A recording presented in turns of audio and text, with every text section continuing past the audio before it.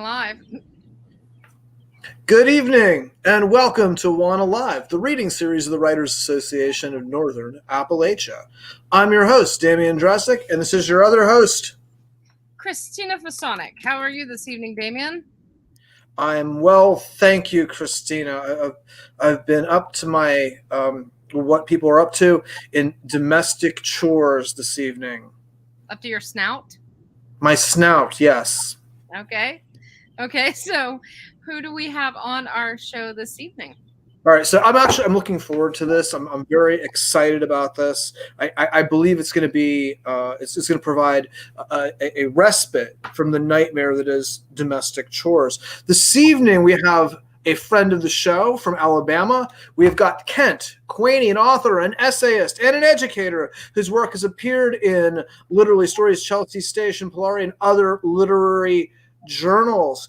And what we're here celebrating, he's going to be reading from, I believe, his first novel, which has just been released by the University of Wisconsin Press, One Breath from Drowning.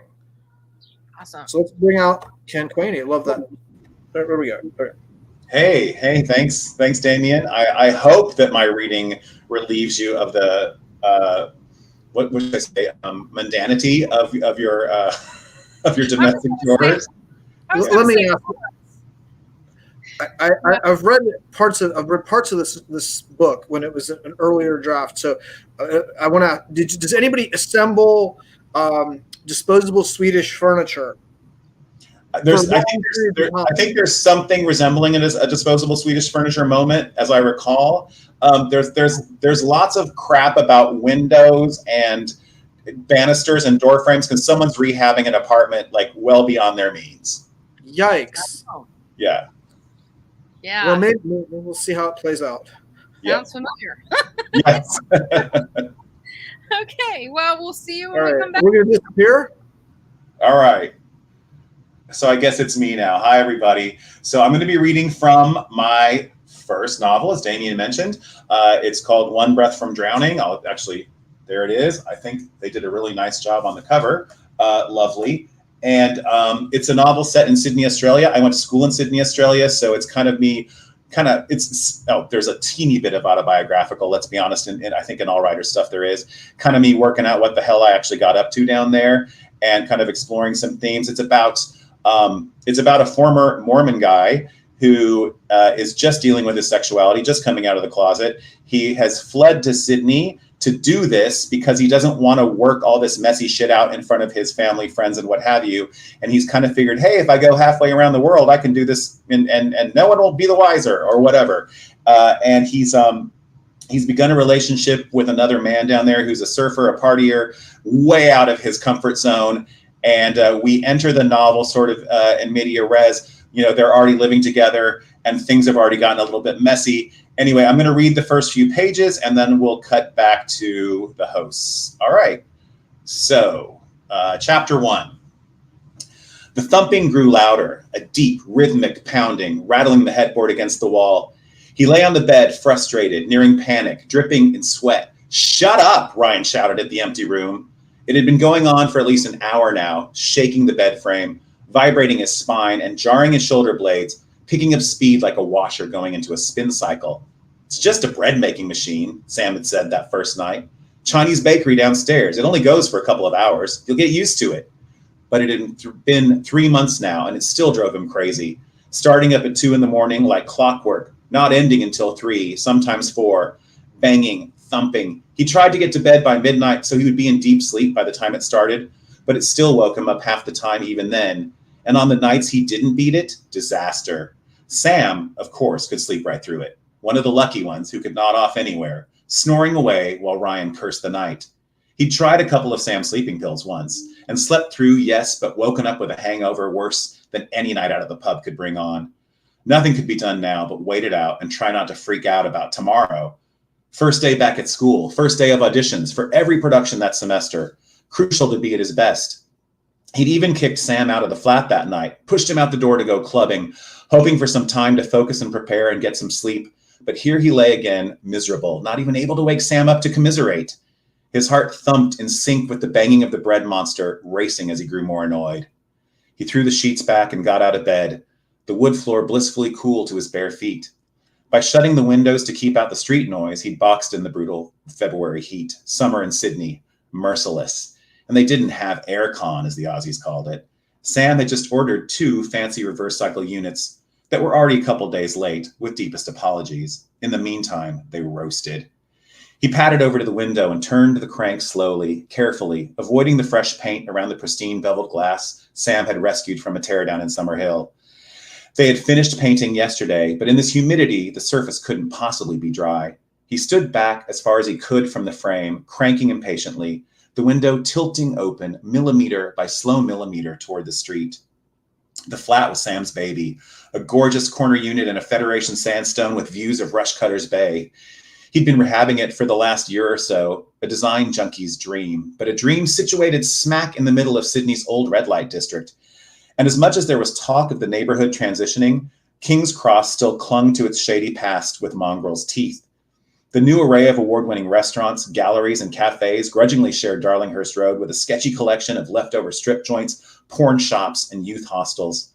At first, he'd liked the buzz of the neighborhood, the seediness, the edge. He had even convinced himself that the patch of bay he could see from the lounge room windows meant he was still beachside.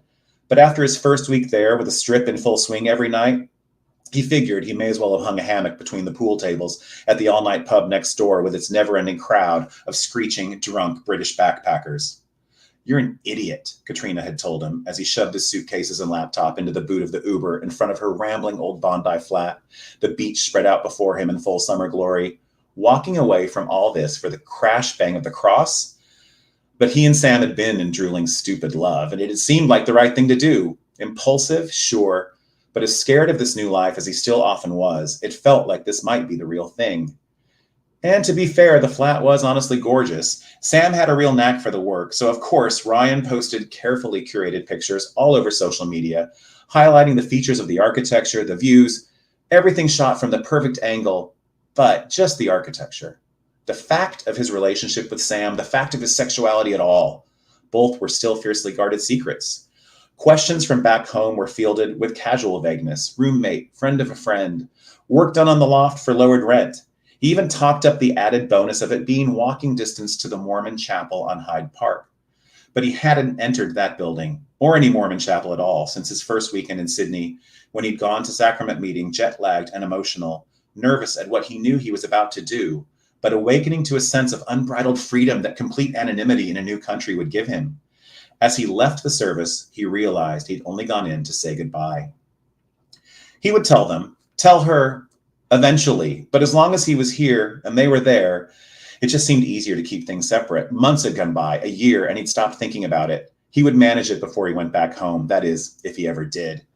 He leaned out the window further, arms down, still mindful of the paint, trying to catch a breeze.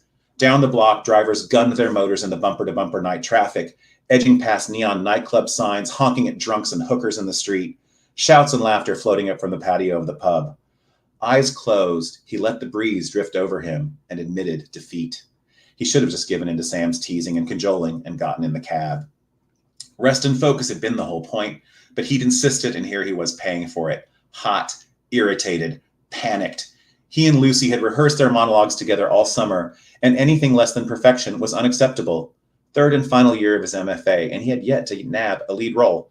Sure, lots of encouragement, supporting roles here and there, Lucky and Waiting for Godot, Mitch and Streetcar, but he needed to crack into the top, or what was the use of coming all the way down here from Utah in the first place? A siren shrieked from somewhere up the road, followed by a distorted, amplified voice through a police megaphone, ordering someone to pull over.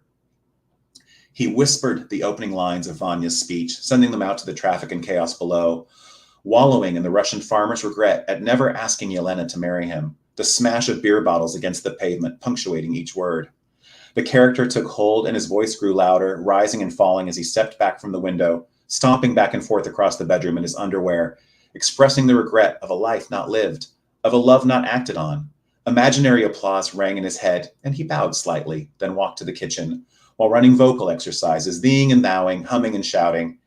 He turned on the kettle for a cup of hot water with lemon and eyed the dreary steamed veg plate he'd left on the table before bed. Calorie cutting. Had to look as lean and fit as possible when his instructor saw him on stage. The kettle bubbled and hissed, and he dug into Chekhov again, energized, finding more depth in the words, more pain. He picked a limp stalk of asparagus from the plate, chewed quickly, and swallowed the cold mess. It was good he had sent Sam out after all. Only 3 months in, but he found himself needing a night off more and more lately. Adjustment period, he told himself, a matter of time before they settled into a mutually agreeable routine. Work and study took a lot out of him, while Sam seemed to have a boundless energy, always up for fun, for a night out with mates, always hot for sex.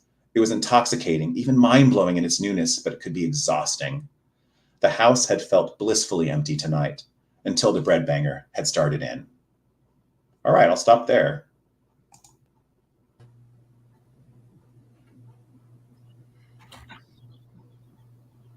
I really love this. It's great. I love the idea. Thank God. Okay. Pretty good, and I like that you began and ended this piece of the book with this bread banger, because we are, I think, very convinced that maybe something else is happening at the beginning of the book, and I that wasn't what it was, and it's really, which one would be more annoying, right? Right. So, no, I lived above the bread banger. That's pulled from real. Oh my gosh. And I'm guessing that it was terribly, terribly annoying. It was a nightmare. Yeah. Yeah. You can't train yourself to sleep through that. Mm-mm. No, you can drink it, you can drug it, but it doesn't. Yeah. Yeah. And I mean, you can put in earphones, but you would still have the vibration, right? The right. feeling. They haven't made the white noise machine yet that fixes this thing. That's something you could do. Become rich. There you go. So this was really good. I really, really enjoyed listening to your reading. This is wonderful.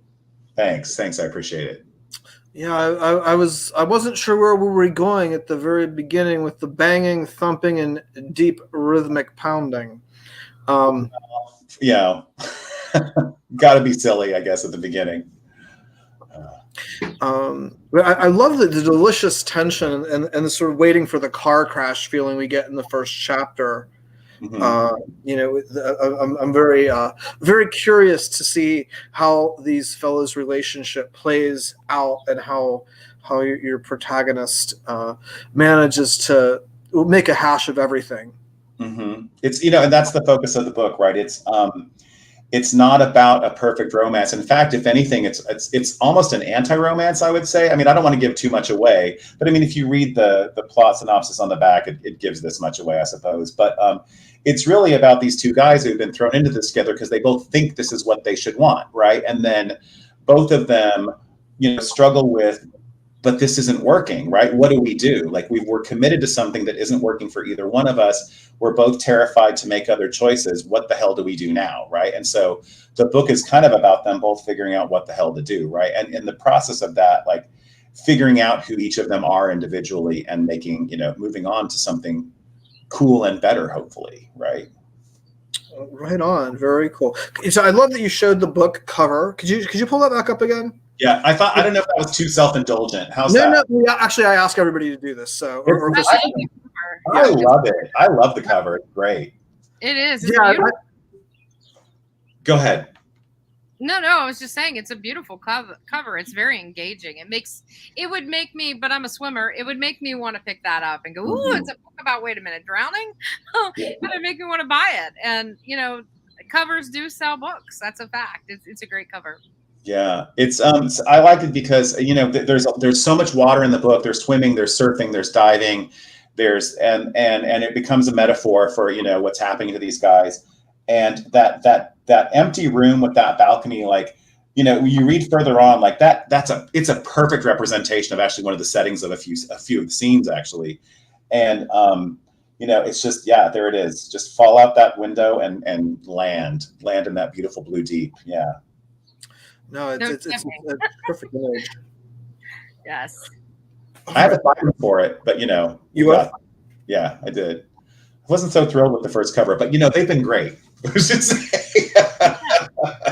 And where can people check out this? We're going to acquire a copy. So it's available through all the usual suspects. I think Amazon on down, right? Like I know a lot of people aren't thrilled with Amazon at the moment, but you can certainly get it through Powell's and Barnes and Noble and all of those places. Yeah, it's it's picking up a little steam. We're not at the top of the New York Times list yet, but we'll see what happens. Yeah, I'm excited for it. You never know. Cool. Very cool. That I've got to thank you for.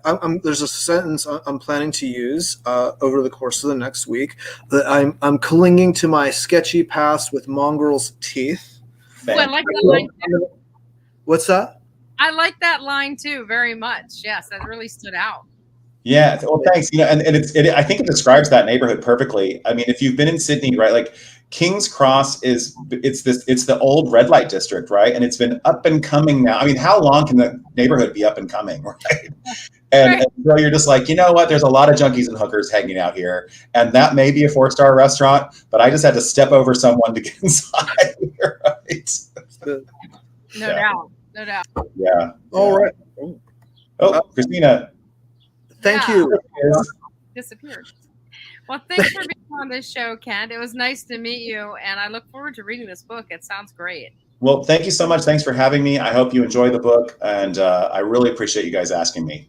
Yeah, thanks for coming on. Thanks everybody for tuning in tonight. Now we do have a bit of an announcement that we are taking a break for the month of August. We're prepping for the semester and we're dealing with general exhaustion, and we will see everybody back on September 1st. Yes. Awesome. All new readers and a whole new lineup. So we'll see everybody then. Thanks again, Kent, for coming on. Thank see you. everybody in September. All right. Thanks.